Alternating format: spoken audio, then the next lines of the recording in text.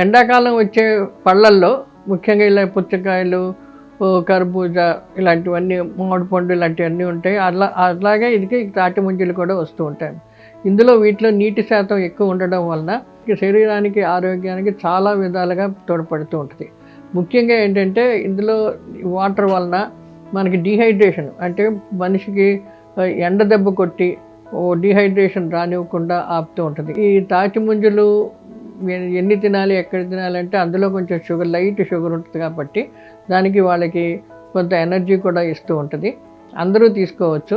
దీంట్లో ఇంకోటి ఏంటంటే ఇది తిన్న తర్వాత మనకి ఆకలి స్తంభించిపోద్ది, ఎక్కువగా గొప్పని తినేయలేము. దానివల్ల ఏంటంటే మనం ఇది దీంట్లో నీరు ఉంటుంది, ప్లస్ ఏమో ఈ ఆకలి కూడా ఆపుతూ ఉంటుంది. దాంట్లో ఉన్న షుగర్ వలన ఏమైపోద్దంటే మనకి తినే ఆహారం బాగా తగ్గించేస్తాం. ఇది ఇండైరెక్ట్గా మనిషి బరువు తగ్గడానికి తోడ్పడుతూ ఉంటుంది అన్నమాట.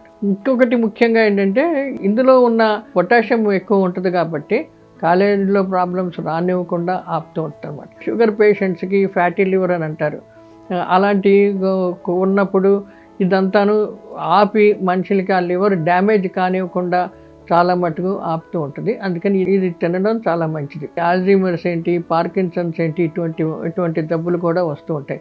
అటువంటి వాళ్ళు కూడా ఇది తింటూ ఉంటే చాలా మటుకు ఉపయోగపడుతూ ఉంటుంది. ఆ ఎక్కువ సివియరిటీ రానివ్వకుండా ఆపుతూ ఉంటారు. ఎందుకంటే షుగర్ పేషెంట్స్కి ఇందులో కొంత షుగర్ ఉంటుంది కాబట్టి వాళ్ళు కొంచెం జాగ్రత్తగా ఆలోచించుకొని తినాలి.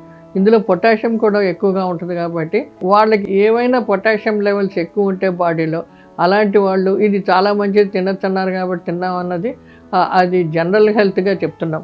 ఇలాంటి షుగర్ పేషెంట్స్లో పొటాషియం లెవెల్స్ ఎక్కువ ఉన్నప్పుడు ఇవి ఎక్కువగా తినడం మంచిది కాదు. ఇది తినడం వలన ఇందులో చాలా మటుకు ఖనిజ లవణాలు ఉంటాయి కాబట్టి అటువంటి మచ్చలు రానివ్వకుండా ఆపుతూ ఉంటుంది.